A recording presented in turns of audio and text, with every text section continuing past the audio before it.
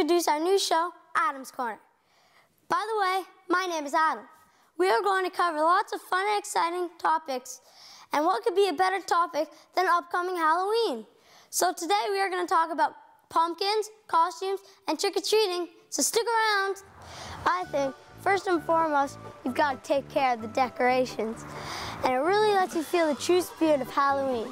And of course, no Halloween would be a Halloween without the pumpkin. And guess what?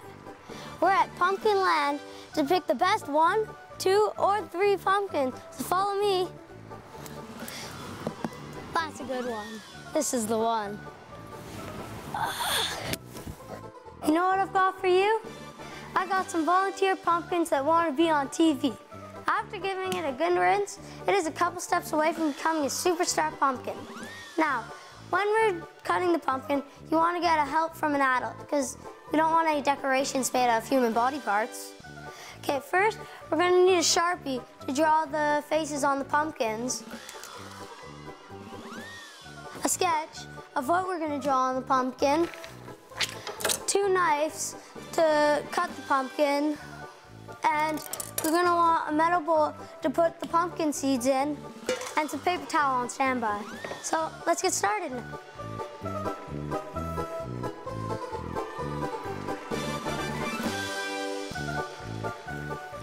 Maybe we could even do something like this. Knives are very sharp. Get your parents to help you cut it. Now first we're going to cut out the top of the pumpkin.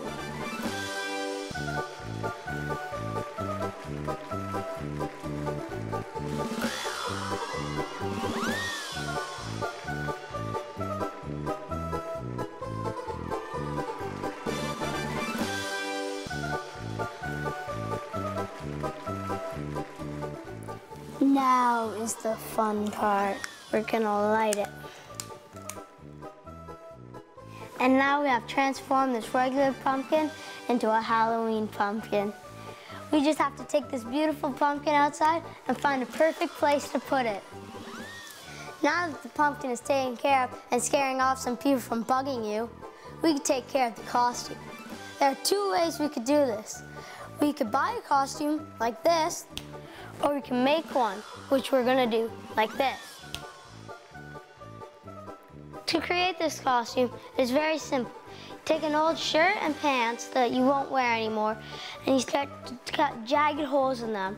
And then after you cut a lot of holes, random holes, you take some paint, you take some black, brown, and red paint, you rub it on your hand, and you start putting random spots on your clothes.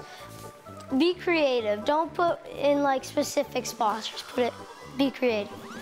And with your face, you want to start off with white on your face, and then you're gonna add some black on your face, and then add darkening around your eyes, have some blood, and be creative with that too. Make it your own. Make it look scary. What you could end up is with a real zombie.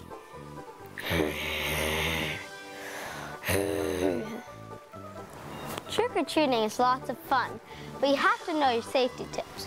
And here we have Superintendent Fernandez from the Toronto Police Department, who's going to remind us of the safety tips that we should remember while trick-or-treating.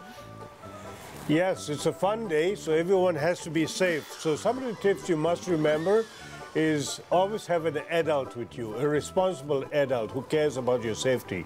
Secondly, when you're crossing down a street, remain on one side of the street. Don't go back and forth, because that's safety, because motorists have to see you.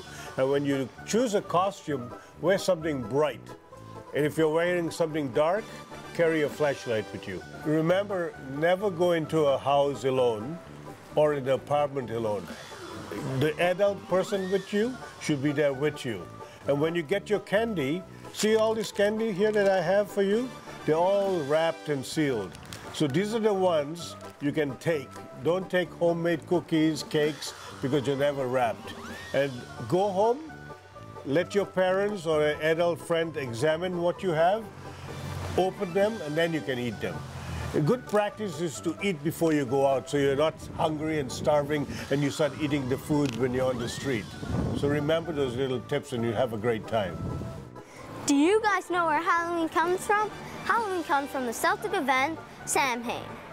People would light bonfires and wear costumes to wear off Roman ghosts. And later, Pope Gregory III pronounced November 1st as All Saints' Day, and the evening before was known as All Hallows' Eve. That later became Halloween, and that became a community-based event with children-friendly activities such as trick-or-treating. What is trick-or-treating? First, I have to say, it is not one word, it is 3 words. Trick or treat. It originated from when kids would go to houses, and if they didn't get a treat, they would pull a trick on the owner. And people don't want to get tricked, so usually they'll give out candy. Trick or treat.